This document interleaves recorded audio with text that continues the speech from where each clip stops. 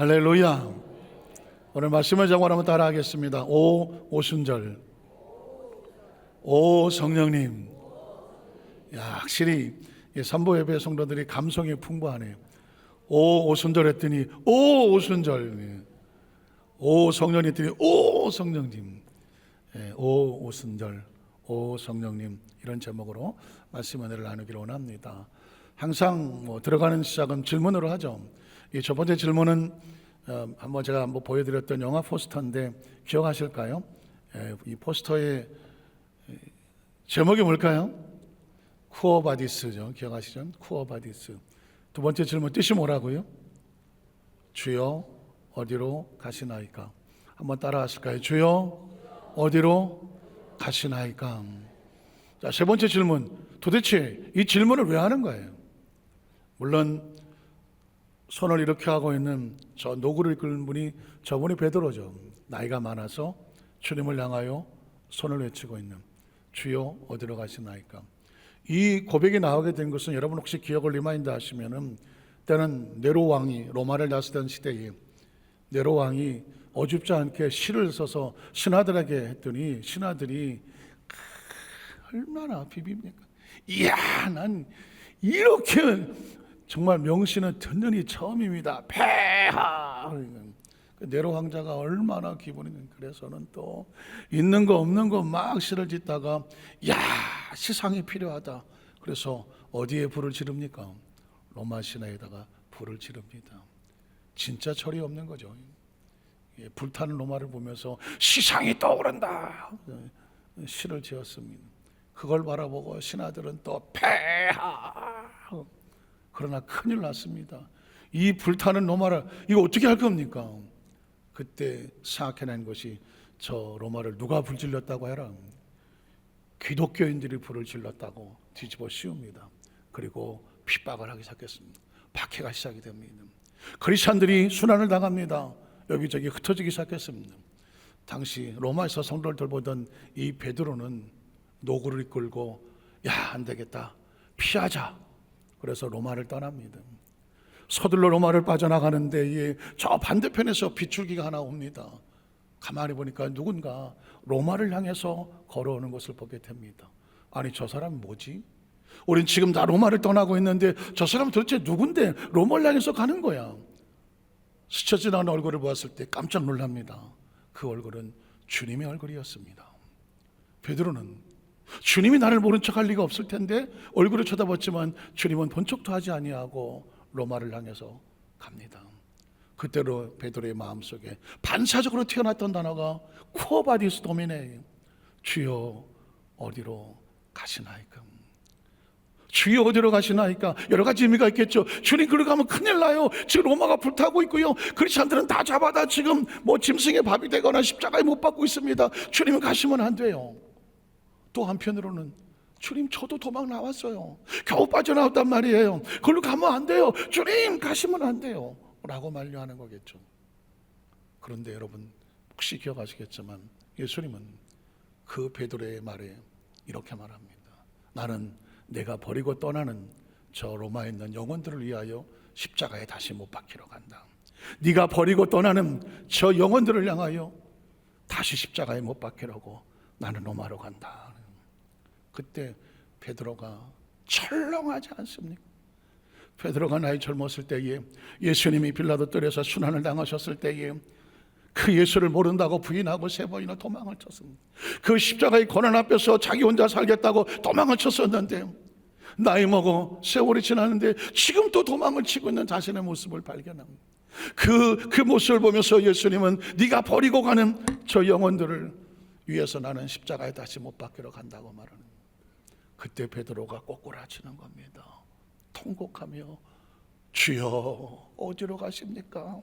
이렇게 질문할 것이 아니라 주여 나를 보내시는 곳이면 내가 어디든지 가겠습니다 해야 되지 않겠습니까? 그래서 베드로는 뒤로 다시 돌아섭니다. 그리고 로마를 향하여 갑니다. 그리고 그 상처 입은 영혼을 돌보다가 로마 병정들에게 붙잡혀서 십자가에 못 박히게 됩니다. 그때 저 유명한 베드로의 고백이 나오죠. 나를 십자가에 똑바로 못 박지 마십시오. 나는 예수를 모른다고 부인하고 나 살자고 도망을 쳐놨던, 나 편하자고 도망을 쳤던 그런 비겁한 놈입니다. 나를 십자가에 거꾸로 매달아 주십시오. 저 유명한 베드로가 거꾸로 십자가에 매달려 순교하는 장면입니다. 저는 여기서 이런 질문을 해봤습니다. 야, 과연 베드로는 십자가에 거꾸로 매달리면서 마지막 무슨 생각을 했을까? 거꾸로 매달렸더니 그렇게 아프네. 괜히 거꾸로 매달린다고 그랬나 봐. 그랬을까요? 아마도 베드로는 거꾸로 매달려 마지막 숨을 쉬면서 뜨거운 눈물을 흘렸을 거라고 생각합니다. 그 눈물은 감사였고 감격이었습니다. 내 생명 살자고 피투성이로 도망을 쳤던 내 연약한 나의 모습이 이제 그 죽음을 무릅쓰고 그 십자가에 거꾸로 매달려서라도 기꺼이 그 자리를 지키면서 사명을 지키게 한 나를 이 자리에 있게 한 건 누굴까? 그때 튀어나온 단어가 오순절. 오순절, 그 성령의 역사가 있었기 때문에 자신이 이 자리에 설 수 있는 힘이 생긴 거고, 그리고 성령님, 연약한 나를 이끌고 끝까지 사명을 완수하게 하신 것은 누구의 덕분입니까? 성령님입니다. 한번 따라 하실까요? 오순절, 성령님. 사람은 어느 시점에 마지막쯤 되어오면 지나간 삶을 돌이켜보게 되죠. 저는 이 고백을 하면서 저의 고백이 되기를 원합니다. 우리 모두의 고백이 되기를 원합니다. 우리의 신앙 여정을 다 지금 마지막에 섰을 때에 주님이 원하시는 그 자리에 서 있어서 나를 이 자리에 있게 한 것은 누굴까? 내 머리도 아니고 지식도 아니고 내가 인격이 좋아서 도덕성이 뛰어나서 의지가 강해서 이 자리에 있는 것이 아니라 그 성령님의 은혜와 역사가 나를 붙잡아서 피하지 않고 도망치지 아니하고 물러서지 아니하고 그 자리에 있게 하시는 성령님. 저와 여러분의 마지막 고백은 그랬으면 좋겠어요. 오 성령님, 오 순절 마가다락방, 나를 이끄신 분은 성령님입니다. 우린 첫 번째로 이 베드로가 안타깝지만 예수님을 이용하여 자기 만족을 꿈꾸었던 시대가 있었습니다. 그런데 그 모습이 실패합니다. 베드로의 실패의 모습을 보겠습니다. 예수님께서 처음 베드로를 만났을 때의 모습을 기억하십니까? 누가복음 5장 5절로 11절에 보면 베드로가 예수님을 처음 만났을 때의 장면이 나옵니다. 시몬이 대답하여 이르되, 베드로의 처음 이름은 시몬이었었죠. 선생님, 우리들이 밤이 새도록 수고했을 때 잡은 것이 없지만은 말씀에 의지하여 내가 그물을 내리다 하고 그렇게 하니 고기를 잡은 것이 심히 많아 그물이 찢어지는지라. 이에 다른 배에 있는 동무들에게 손짓하여 와서 도와달라 하니 그들이 와서 두 배에 채우게 되매 잠기게 되었더라. 이에 시몬 베드로가 이를 보고 예수의 무릎에 엎드려 이르되 주여 나를 떠나소서 나는 죄인이로소다 하니 이는 자기 및 자기와 함께 있는 모든 사람이 고기 잡힌 것으로 말미암아 놀라고 세베대 아들로서 시몬의 동업자인 야고보와 요한도 놀랐습니다. 예수께서 시몬에게 이렇게 말씀합니다. 무서워하지 말아라. 이제 후로는 내가 사람을 취하리라. 이 소리를 들었을 때 베드로는 얼마나 놀랐을까요? 얼마나 마음에 불금이 생겼을까요? 베드로가 예수님을 처음 만났는데 놀라운 장면이 비어진 밤이 맞도록 그물을 넣었잖아요. 고기 한 마리 잡지 못했는데 그 빈 배에 실패한 인생에, 그리고 다 깨져버린 인생에 놀랍게도 예수님이 함께 하니까 그 빈 배가 채워지는 거예요. 근데 그가 나를 사용하시겠다고 말하는 거예요. 그 순간 어떤 생각이 들겠습니까? 야, 세상 말로 나는 이제 땡 잡았다. 나도 이제 예수를 따라다니면 그 빈 배에 그 고기가 가득한 것처럼 내 인생에 뭔가 채워지지 않겠소? 예수가 로마를 정복하고 로마의 황제가 되면 좌의정 영의정 한 자리 하지 않겠소? 놀랍게도 베드로는 예수를 통해서 자신의 마음속에 인생이 달라질 꿈을 꾸게 됩니다. 자, 그런데 그 다음 절을 보십시오. 11절에 보면 그들이 베드로를 육지에 대고 모든 것을 버려두고, 모든 것입니다, 이제껏 어떤 삶의 터전을 다 던져두고 예수를 따랐습니다. 이때 예수를 따랐던 베드로의 심정이 어땠을까요? 죽음을 각오하고 내가 예수만 믿겠습니다 이랬을까요? 아닙니다. 사실은 베드로는 예수를 통해서 자신의 꿈을 이루고 싶었을 겁니다. 내가 평생 이렇게 업으로 살 수 있어?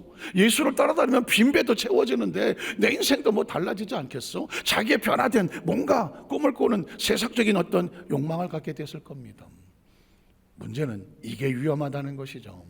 예수를 믿고 내가 꿈을 꿨는데 이 꿈이 이루어지지 않을 때 안타깝지만 많은 사람들이 주저앉습니다. 마태복음 16장 10절 20절에 보면 베드로가 또 신앙 고백을 통해서 거기다 칭찬까지 받고 수제자가 됩니다. 자, 마태복음 10절 보면 시몬 베드로가 대답하되 이르되 주는 그리스도시요 살아계신 하나님의 아들이라고 말합니다. 다른 제자들은 세상 사람이 나를 누구라고 하느냐? 다 선지자라고 말하는데요. 너희는 그럼 나를 누구라고 말하느냐? 아무도 대답을 못하는데 베드로가 참 놀랍게 이렇게 말합니다. 주는 그리스도시요 살아계신 하나님의 아들입니다. 자, 그랬더니 여러분 기억하시는 것처럼 예수님이 반응하십니다. 야, 바요나 시몬아, 너 참 복이 있다. 그 다음 말을 보십시오. 이거를 네게 알게 한 이는 혈육이 아니라 하늘에 계신 누구다? 너의 아버지. 잘 들어보십시오. 이건 베드로의 고백이 아닙니다. 베드로의 의식과 사고 속에 있어서 예수를 이렇게 믿었다는 게 아닙니다. 예수가 누구인지를 베드로의 입술을 통하여 하나님이 선포하시는 것이죠. 왜냐하면 정말 이렇게 믿었다고 하면 베드로가 도망칠 리가 없잖아요. 정말 이렇게 믿었다고 하면 예수를 놓고 베드로가 배신할 일이 없잖아요. 그가 정말 이렇게 믿었는지를 알려면 그가 죽음 앞에서 힘든 앞에서 도망을 칠 것이냐 아니면 끝까지 예수와 함께 할 것이냐 그걸 보면 되겠죠. 자, 놀라운 것은요, 이 신앙 고백으로 인해서 이 정도 칭찬을 받습니다. 그 다음 절에 보면 또 내가 네게 이르노니 너는 베드로라. 시몬이 갈대가 변하여 반석이 되죠. 내가 이 반석에 내 교회를 세우리니 음부의 권세가 이기지 못할 것이다. 내가 천국 열쇠를 내게 주리니 내가 땅에서 무엇이 매면 하늘에서 매일 것이고 내가 땅에서 무엇이 풀면 하늘에서 풀릴 것이다 하시고 이에 제자들에게 경고하사 자기가 그리스도인 것을 아무에게도 이르지 말라 하시더라. 자, 여기까지 갔을 때 베드로는 사실 최상이죠. 칭찬도 받았고 또 신앙 고백 위에 교회도 세우겠다 하고 천국 열쇠도 주시겠다고 말했습니다. 여기까지 최상입니다. 그런데 단 5분도 지나지 않아서 베드로가 급전직하로 예수님 앞에 책망을 받는 장면이 나옵니다. 예수님께 항변을 합니다. 여기 항변이라는 단어를 기억하십시오. 항변, 항고하고 자기의 입장을 변명해서 달라드는 것입니다. 항변을 하다가 책망을 받는 베드로. 자, 마태복음 10장 21절을 보면 이때로부터 아까 자기 말씀하셨던 그때로부터 예수님께서 자기가 예루살렘에 올라가 장로들과 대상들과 서기관들에게 많은 고난을 받고 죽임을 당하고 제3일에 살아날 것을 제자들에게 비로소 나타내셨습니다. 자, 그러면 반응이 어떨까요? 베드로가 이 말을 듣고 예수를 붙들고 항변하여 이르되 주여 그렇게 하지 마시옵소서. 그런데 여러분 보십시오. 예수를 붙들고 했는데 어디를 붙잡았을까요? 그냥 팔을 붙잡고 예수님 왜 이러세요? 그러면 안 되시죠. 아닙니다. 여기서 붙들고 항변하다는 얘기는 예수의 멱살을 붙잡았다는 것입니다. 예수의 멱살을 붙잡았습니다. 여러분이 누군가의 멱살을 붙잡았다면 어떨 때 멱살을 붙잡습니까? 이건 너 죽고 나 죽고 하는 이 처절한 상황 가운데 상대방의 멱살을 붙잡지 않겠습니까? 감히 베드로가 예수의 멱살을 붙잡았다? 멱살을 붙잡고 흔들면서 흥분해서 화가 나서 소리 지릅니다. 뭐라고요? 주님, 그렇게 하면 안 되시죠. 이런 일이 하면 안 된다니까요. 이 문구를 보면 마치 예수님을 걱정해서 그러시면 안 되죠. 예수님과 같이 귀하신 분이 그런 고난과 구체를 당하시니요 절대 그런 일은 하면 안 돼요. 그렇게 걱정하는 거 들립니까? 겉모습은 그렇게 보이지만 성경은 정확하게 디테일하게 붙들고 항변했다, 멱살을 붙잡고 흔들었다, 이 얘기가 뭘까요? 주여, 생각해 보십시오. 나와 제자들 얘네들 다 보세요. 우리가 고기 잡아서 먹고 살던 사람인데 오늘 예수님 믿고 따라다니면서 사람 낚는 어부 되게 한다며요. 그래서 우리 다 생업을 포기하고 바쁘고 힘든데 다 포기하고 예수님을 따랐거든요. 그런데 예수님이 갑자기 고난당하고 돌아가신다고요? 3일 만에 부활하신다고요? 그럼 우린 뭐가 됩니까? 예수님 하나 믿고 예수 믿고 어떻게 좀 잘 돼 보려고 예수님께 희망을 걸고 팔찌 한번 고쳐보려고 내 삶을 좀 어떻게 바꿔보려고 예수를 따라다니는데 기껏한다는 소리가 내가 고난당할 거야. 그리고 나는 처형을 당할 거야. 그러나 걱정하지 마라. 내가 죽은 지 사흘 만에 다시 부활할 거야. 이미 처형하여 죽을 거라는데 부활이 귀에 들어오겠습니까? 베드로는 거기서 기가 막혔습니다. 내가 일생 일대 붙잡고 따라다니며 인생에 배팅을 했는데 그 배팅이 꽝이라고? 예수가 죽는다고? 예수가 십자가에 못 박힌다고? 그럼 뭐야 우리는? 기억하십시오. 여기서 신앙에 굉장한 딜레마가 부딪혀집니다. 베드로가 믿었던 예수는 예수의 예수를 믿은 게 아닙니다. 진짜 예수를 믿은 게 아니고 내가 예수를 통해서 내 인생의 팔자 한번 바꿔보겠다고 하는 예수를 부적처럼, 예수를 어떤 도구처럼 이용해서 자신이 잘 돼 보려고 했었던 자기 만족을 위한 예수를 믿은 거죠. 우리 신앙생활이 왜 서운합니까? 왜 섭섭하니까? 왜 신앙생활하다가 왜 시험에 듭니까? 신앙생활하다가 왜 내가 잘 나가다가 주저앉습니까? 내 생각대로 안 될 때죠. 내 계획대로 안 되고요, 내 감정대로 안 되고요, 내 방식대로 안 되고요, 내가 원하는 대로 안 될 때가 있어요. 그럴 때 사람들은 멱살이 더 붙잡고 항변하고 싶은 거죠. 그러면 안 되죠. 그러면 우리가 뭐가 돼요? 그러면서 주께 그런 일이 미치면 안 될 겁니다 라고 말합니다. 얼마나 끔찍하게 생각하는 것 같지만 속에 붙잡고 있는 베드로는 그러면 안 되지, 오죽하면 예수의 멱살을 붙잡고 흔들어 대겠습니까? 그런데 보십시오, 그 다음 절에 23절에 보면 예수님께서 돌이켰습니다. 얼굴을 돌이키며 베드로에게 이르시되 끔찍한 말을 합니다. 사탄아, 내 뒤로 물러가라. 이게 사탄이었다는 거예요. 뭐가 사탄일까요? 너는 나를 넘어지게 하는, 도대체 뭐가 넘어지는 거예요? 그 다음 절을 보면 이렇게 합니다. 내가 하나님의 일을 생각하지 아니하고 도리어 무슨 일을 생각합니까? 사람의 일을 생각하는 거예요. 베드로는 예수를 통해서 내가 좀 어떻게, 내가 인기가 있고 내가 좀 내 만족을 누리고 사람들이 좀 나를 알아주고 내가 원하는 한 자리 해보고 싶었던 거예요. 그게 사람의 일이었어요. 그런데 하나님은 예수 그리스도를 통하여서 자신이 피투성이가 되고 십자가에 못 박아지고 장사된 바 됐지만 하나님 부활의 생명을 통해서 이 생명을 구원하시고자 하는 것이 하나님의 일이었어요. 사랑하는 성도 여러분, 예수를 믿는다는 것은 하나님의 일을 생각하는 것입니다. 비록 내가 초라하더라도, 비록 내가 오해를 받더라도, 비록 누가 나를 손가락질을 하더라도, 비록 내가 비참하게 초라한 존재로 누구도 알아주지 않아도 하나님의 일을 생각해내는 것이, 이걸 뭐라고 말하느냐? 신앙이라고 말하는 겁니다. 이걸 사명이라고 말하는 것입니다. 예수를 믿는다는 것은 나를 생각하는 게 아닙니다. 내 감정을 생각하는 게 아닙니다. 내 자존심을 생각하는 것이 아닙니다. 내 꿈을 생각하는 것이 아닙니다. 예수를 믿는다는 것은 하나님을 생각하는 겁니다. 하나님의 꿈을 생각하는 겁니다. 하나님의 일을 생각하는 겁니다. 하나님의 사고를 생각하는 겁니다. 하나님의 가치를 생각하는 겁니다. 하나님의 계획을 생각하는 겁니다. 하나님의 목적을 생각하는 것입니다. 이로 인하여 하나님의 나라에 어떤 일이 이루어질 것인가, 하나님과 함께 동업을 하는 겁니다. 그가 잘 되는 것이, 그게 나의 신앙인 것이죠. 그래서 이 베드로는 여기서 자신의 어떤 것을 통해서 우리에게 이건 아니다라는 걸 가르쳐줘. 여러분 보십시오. 베드로가 여기서 자신의 꿈에 깨어지는 것을 마음속에 하나님의 일을 생각하지 못하고 사람의 일을 생각했기 때문에 놀랍게도 그 예수님의 십자가 그 고난 당하실 때 3번이나 모른다고 부인을 하지 않습니까? 여러분 잘 아시는 내용이지만 여러분 이따가 끝나고 질문을 하나 할게요. 베드로가 3번 부인하고 나서 닭소리가 들릴 때 뭐 했죠? 통곡을 합니다. 통곡을 합니다. 묻습니다. 베드로는 왜 통곡을 했을까요? 왜 통곡을 했을까요? 참 읽어볼게요. 이 사람 같이 읽어보면서 야 베드로가 왜 통곡을 했지? 한번 생각해 보겠습니다. 자 69절 이하를 보면 베드로가 바깥들에 앉았더니 한 요정이 나와 이르되 너도 갈릴 사람 예수와 함께 있었도다 하거늘. 자 베드로가 모든 사람의 첫 번째 1차 부인을 합니다. 아니요, 나는 내가 무슨 말인지 알지 못하겠노라 하면서 그 다음에 어떻게 합니까? 안문까지 나갑니다. 왜 안문을 나갈까요? 도망을 치고 있습니다. 도망을 치고 있습니다. 자 그런데 다른 요정이 그를 보고 거기 있는 사람에게 또 말합니다. 이 사람은 나사렛 예수와 함께 있었도다 하며. 자 베드로가 두 번째 맹세하고 또 부인하여 이르되 난 그 사람을 알지 못해.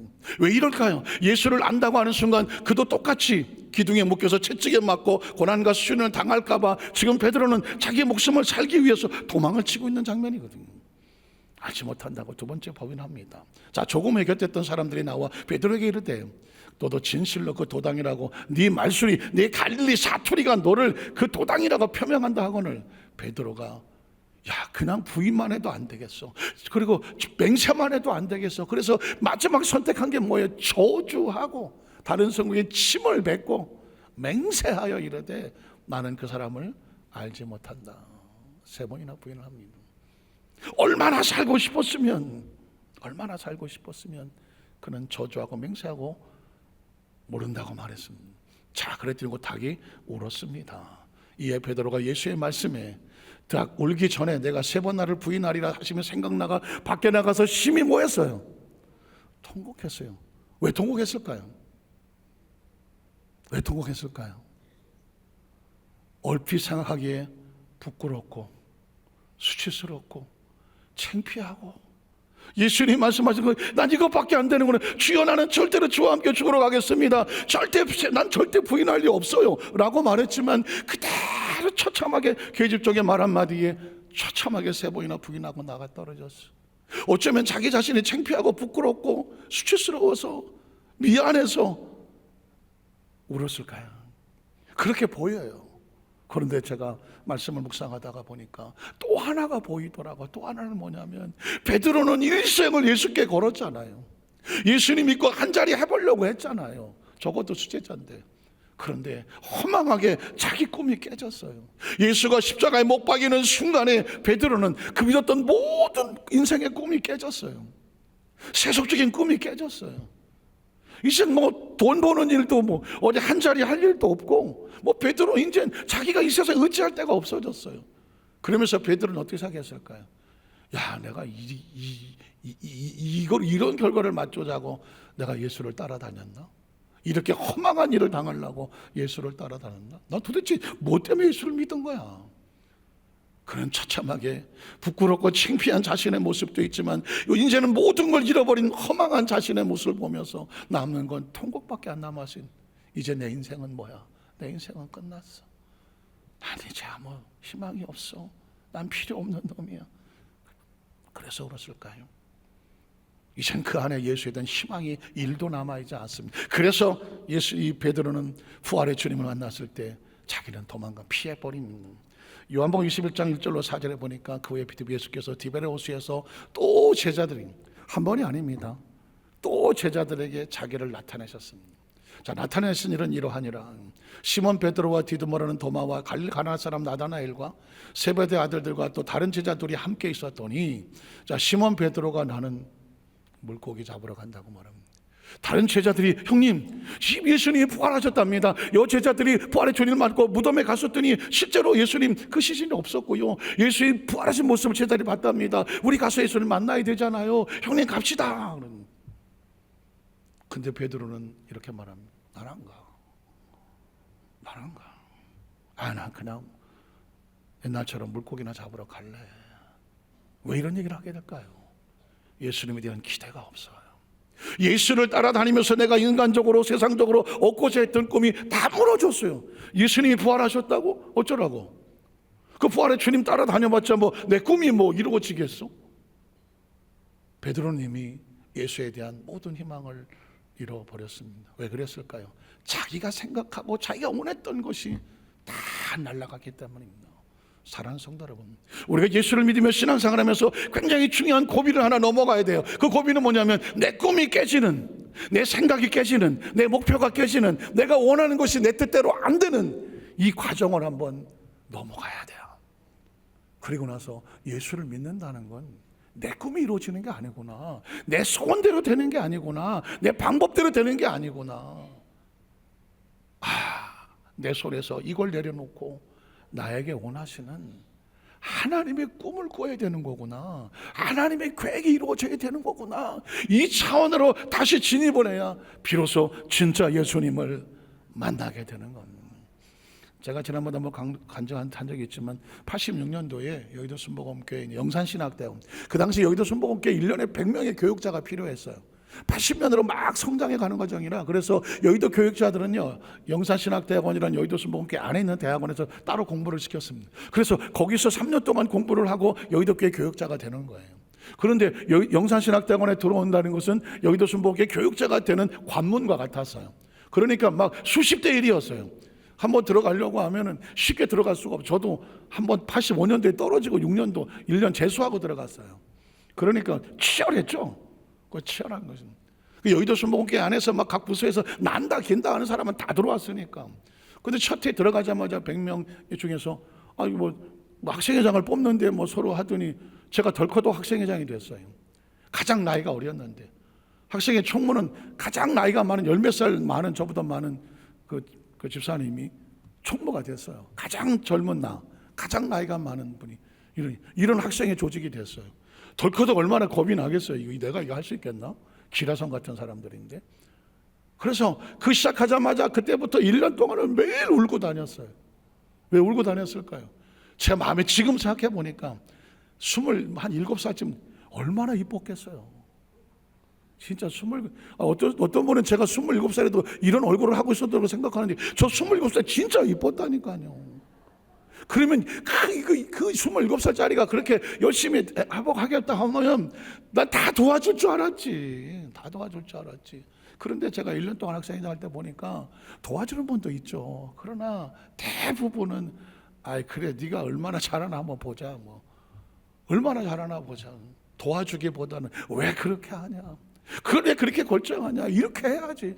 또 한 번에 전화가 와서 이번에는 이렇게 해달라고 뭐 또 건의가 오고 또 이렇게 해달라고 둘 중에 껴갖고 밤새 울고 1년 동안을요 제가 학생회장을 하면서 그동안 인생 살며 겪을 거 다 겪어서 매일 울고 다녔어요. 물물로 기도하지 않으면 견딜 수 없어. 그래서 1년을 하고 나서 이제 1년 임기 마치고 하면서 다시는 내가 학생회 회장이고 뭐 총무고 난 절대로 안 한다. 그래서 제가 학교도 어떻게 갔느냐 5분 전에 있다가 그냥 수업 종치 5분 전에 들어가서 앉아서 그래서 수업 끝나면 뭐 예수님의 이름으로 기도하며 기도 끝나면 도망쳐 나왔어. 1년 동안 난 아무것도 하고 싶지 않아서 얼마나 시달렸는지. 그런데 기억하십시오. 심가는 편해. 몸도 편하고 마음도 편하고 다 편해. 그런데 영이 힘이 없이 죽어. 그때 저에게 충격받았던 게 뭐냐면 신학이 뭐냐. 너 무슨 뭐 서울대학교 어디 데 가서 네가 되고 싶은 뭐 검사 되고 판사 되고 의사 되고 네가 되고 싶어하는 것은 세상적인 학문이야. 그러나 신학은 하나님이 만들고 싶은 모습으로 만들어 하나님이 쓰시려고 하는 게 하나님의 백성이 하나님의 작품이 되는 게 그게 신학이야. 전 착각했던 거예요. 여러분 신앙은요 하나님을 이용해서 내가 되고 싶은 것이 되는 게 그게 신앙이 아니에요. 하나님을 선택하고 그가 나를 만드신 곳에 주님 나를 만드시옵소서 내가 순종하겠습니다. 그가 토기장이가 되고 내가 진흙이 된 거 그의 작품이 되기로 순종하는 게 이게 신앙이에요. 이게 사명이었던 거예요. 이게 믿음이었던 거예요.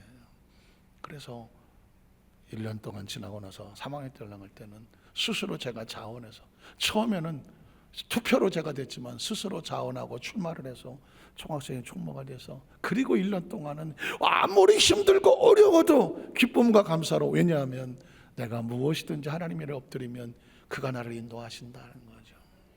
그게 내가 누군지를 알았기 때문에 기꺼이 감당이 되더라고. 오늘 두 번째로 보면 베드로 피투성이로 나갔던 그 베드로를 예수님이 찾아오셔서 만드시는 장면. 여러분 디베라 바닷가에서 베드로를 만나신 예수님의 모습을 봅니다. 요한복음 21장 5절 14절에 보니까 예수께서 이르시되 얘들아 너희에게 고기가 있느냐. 예수님 다시 찾아오는 모습은 읽어보겠습니다. 대답하되 없나이다. 이르시되 그물을 배 오른편에 던지라 그리하면 잡으리라 하시니 이에 던졌더니 그 물고기가 많아 그물을 들 수가 없었더라. 예수께서 사랑하시는 그 제자. 성경 속에 요한복음에 특별히 예수께서 사랑하시는 제자라고 말하면 요한을 말하는 겁니다. 자 요한이 베드로에게 이를 때 형님 예수님인데요. 왜냐면 그 당시 누가복음 5장에 똑같은 상황을 겪었잖아요. 주님이라고 말했습니다. 그랬더니 자 시몬 베드로가 벗고 있다가 주님이라는 말을 듣고 겉옷을 두른 후에 배를 타고 작은 배를 타고 갈 수 있었는데도 어떻게 합니까? 바다로 뛰어내더라. 전 조영애 목사님이 이 부분을 설명하셨을 때 그 장면을 잊지를 못해요. 아마도 베드로는 가슴이 밤새도록 그물을 던져 고기를 잡지 못했어. 예수를 만나지 못한 것에 대한 죄책감과 부끄러움과 수치와 허망감과 모든 것이 허탈하 있었는 그 처절한 비어진 곳에 예수님이 찾아오셨다는 거예요. 그때 베드로가 어땠을까요? 주님이라고 부끄러움, 창피, 연약함 이 모든 것 내가 이 모습으로 어떻게 주님을 만나지? 그래서 어떻게 합니까? 물속에 뛰어들었어.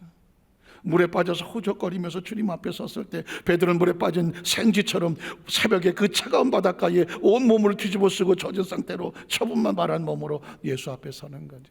아마도 베드로는 예수님을 정면으로 볼 수 있는 마음이 없었어요. 부끄럽고 초라한 모습으로 섰을 거예요. 왜냐하면 그 다음 절에 보면 다른 제자들도 이렇게 했거든요. 다른 제자들은 육지에서 거리가 불과 한 50칸쯤 되므로 작은 배, 물에 뛰어들지 않았어요. 작은 배를 타고 물고기 든 그물을 끌고 왔습니다. 베드로만 물에 젖어 왔습니다. 육지에 올라오니 숯불이 있는데 그 위에 생선이 놓였고 떡도 있었더라. 예수께서 이르고 지금 잡은 생선을 좀 가져오라 하시니 시몬 베드로가 올라가서 그물을 육지에 끌어올리니 가득히 찬 물고기가 153마리라 이같이 많은 그물이 찢어지지 아니하였더라. 이 예수께서 이르시되 와서 조반을 먹으라고 하시니 제자들이 주님이신 줄을 아는 거로 당신이 누구냐 감히 묻는 자가 없더라. 베드로만 그렇지 않았습니다. 12 제자들 모두 다 예수를 따라갔지만 그들은 예수를 통해서 자기들이 한 자리 하려고 하는 세속적인 욕망으로 예수를 믿었지, 예수께서 원하시는 모습으로 스스로 되겠다고 순종하는 사람은 한 사람도 없었습니다. 그래서 다 도망을 쳤었거든요. 그랬던 제자들이 예수 앞에 감히 고개를 들 수가 없었습니다. 성경은 계속 이어집니다. 예수가 가서 떡을 가져다 그들에게 주시고 생선도 그와 같이 하시더라. 이것은 예수께서 죽은 자 가운데 살아나신 후에 세 번째였었습니다. 세 번째 나타날 때까지 베드로는 예수님 앞에 스스로 자기를 나타낼 수가 없었던 거죠. 그런데 예수님은 부인하고 배반하여 도망쳤던 베드로를 버리지 않았다는 것입니다. 예수님은 찾아오셔서 그의 상처를 치료하십니다. 요한복음 21장 15, 17절 잘하신 내용이라 읽어 내려갑니다. 그들이 조반 먹으니 예수께서 시몬 베드로에게 이르시되 요한의 아들 시몬아 내가 이 사람들보다 나를 더 사랑하느냐? 어쩌면 이 질문은 그런 거예요. 지금 내 마음속에 네가 가지고 있는 네가 네 자신을 사랑하고 네가 원하는 어떤 그 애착하는 그것보다 그걸 내려놓고 내가 원하고 내가 명령하는 것 그걸 위해서 너의 마음을 줄 수가 있겠느냐라고 묻는 거죠. 때로 신앙이란 그런 겁니다. 내 가치를 내려놓고 하나님의 가치에 순복하는 것. 그래서 영어로 worship이라고 말하죠. 가치를 배에다가 옮겨 싣는 것입니다.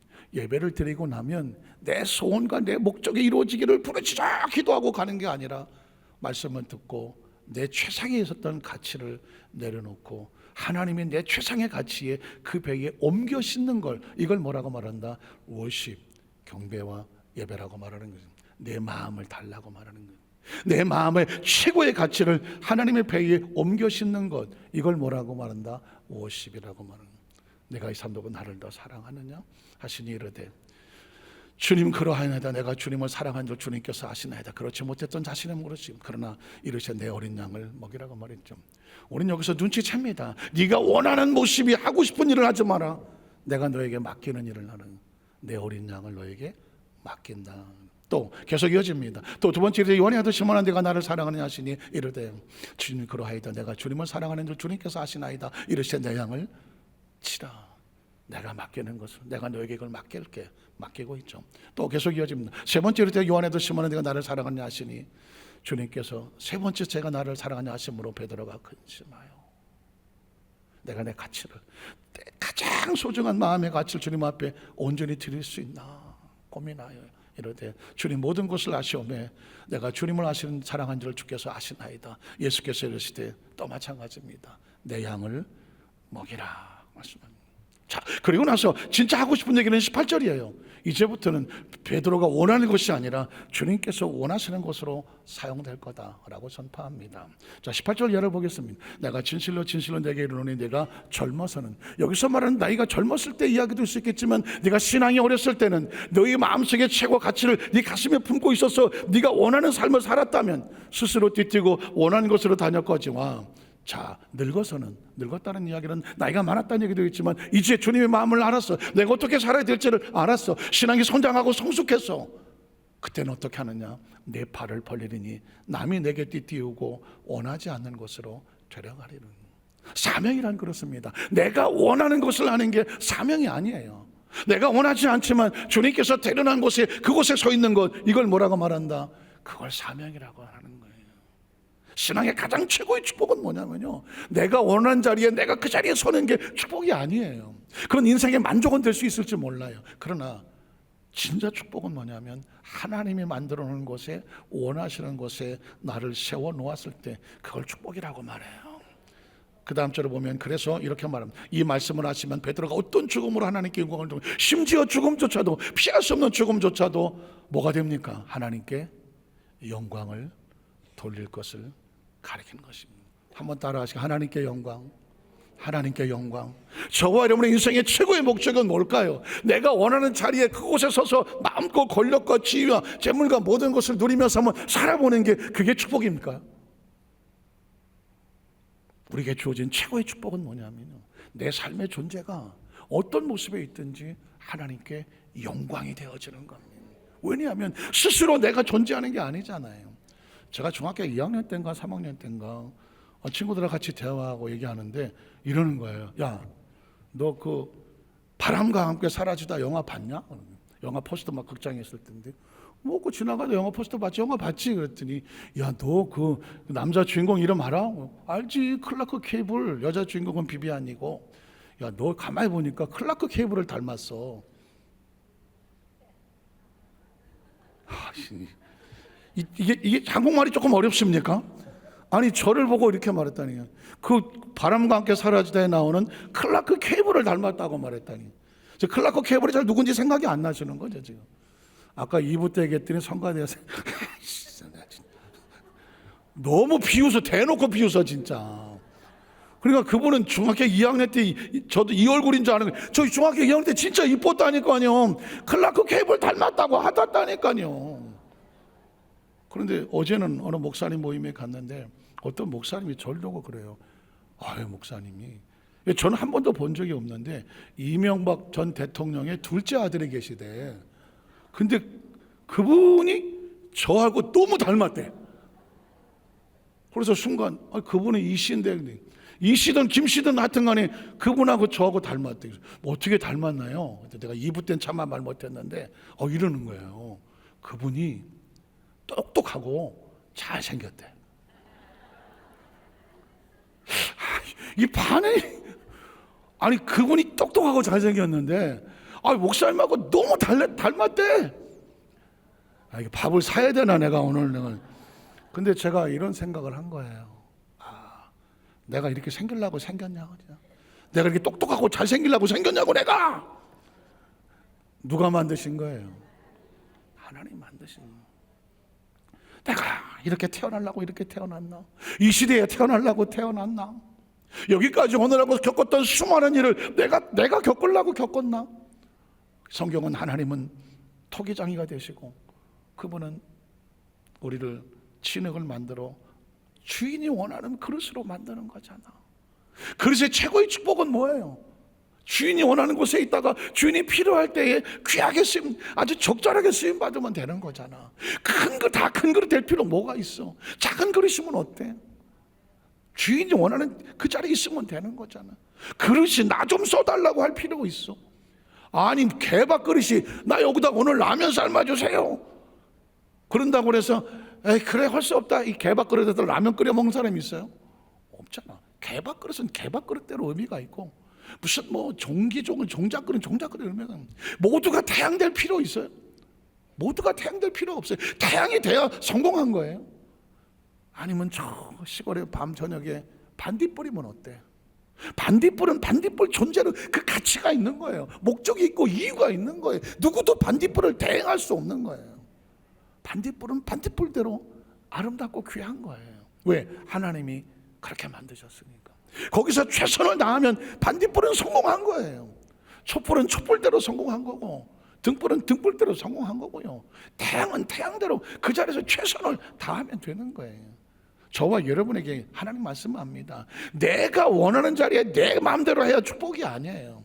하나님께서 원하는 곳에서 그가 나를 사용하시면 그게 최고의 축복이에요. 그게 하나님께 뭐가 된다면? 영광이 된다고 하면 의식과 사고를 바꿔야 돼요. 다른 사람하고 비교할 필요가 아무것도 없어요. 우리의 존재의 목적은 하나님께 영광을 돌리는 거예요.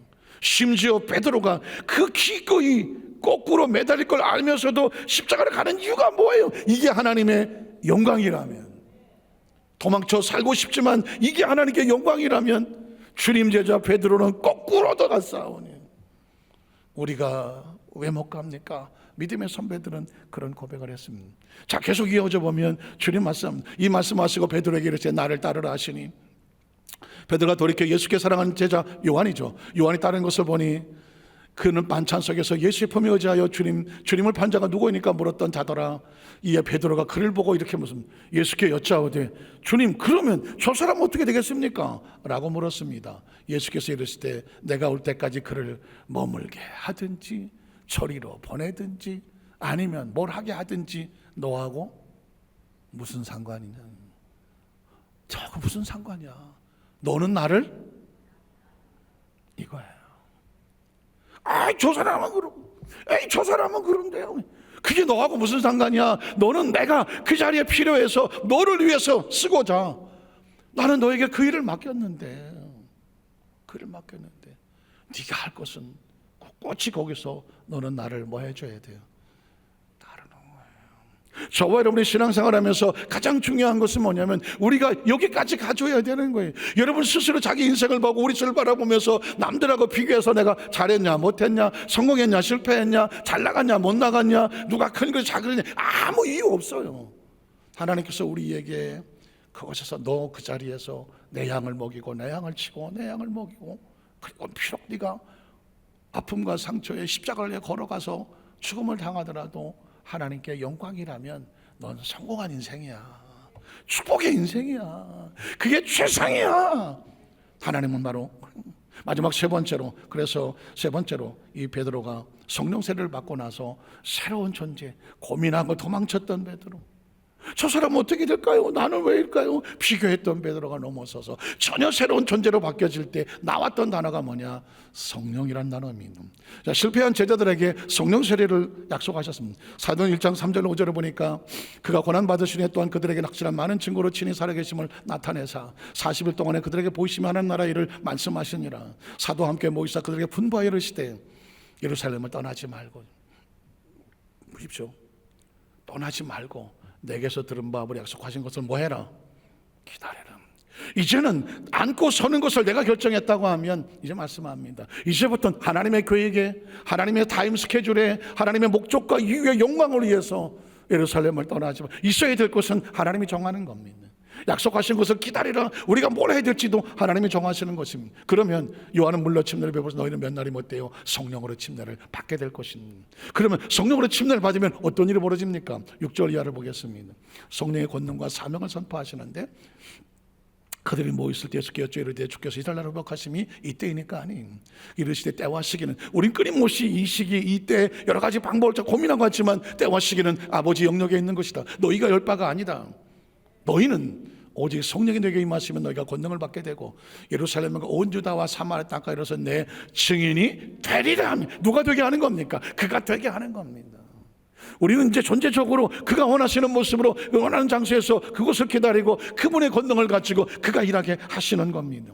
그래서 사도행전 2장 1절로 4절에 보면 그래서 나오는 것이 오순절 성령 세례인 겁니다. 이게 베드로의 운명. 오 오순절 오 성령님. 왜? 그 성령님이 베드로의 운명을 바뀌었기 때문입니다. 사도행전 2장 1절 4절에 보니까 오순절 날임이 이름에 그들이 다 같이 한 곳에 모였더니 호련히 하늘로부터 급하고 한 바람 같은 소리가 있어 그들의 안들 온 집에 가득하며 마치 불의처럼 갈라지는 것들이 그들에게 모여 각 사람이 하나씩 임하여 있더니 그들이 다 성령의 충만함을 받고 성령의 말하게 하심을 따라. 밑줄을 치세요. 한번 따라. 성령이 말하게 하심을 따라. 성령이 말하게. 내가 내 입을 가지고 내가 왜 말을 못해? 성령 세례, 성령 충만은 딴 게 아닙니다. 성령의 말하게 하심을 따라 이제 성령이 나를 통하여 말하는 거예요.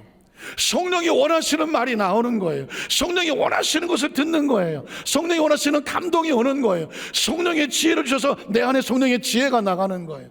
성령이 주시는 내 안에 주시는 은혜로 말미암아 내 삶 속에서 은혜가 나가는 거예요. 그러니까 내 안에 내 성령님이 나를 통해서 나타내시는 거예요. 그게 성령 충만이에요.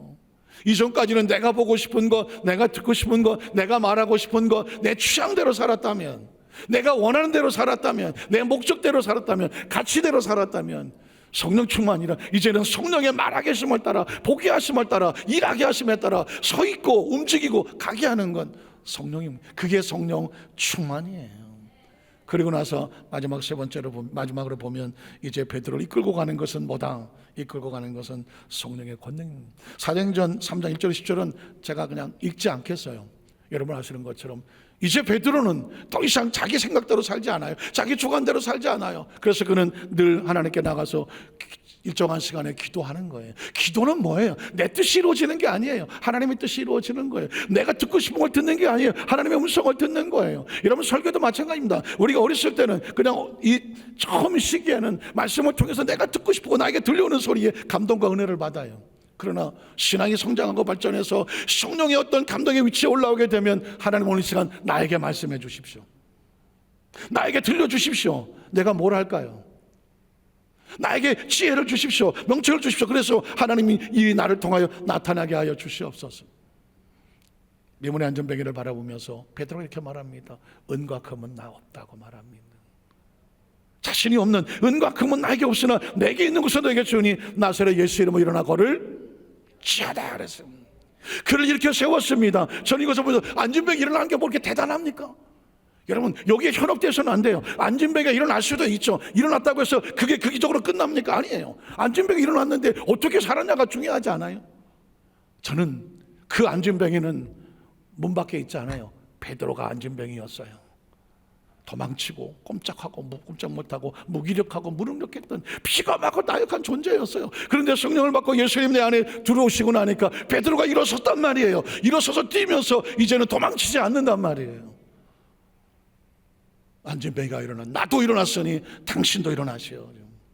한번 따라하죠. 나도 예수의 이름으로 일어났으니 탈출했으니 당신도 예수의 이름으로 일어나십시오.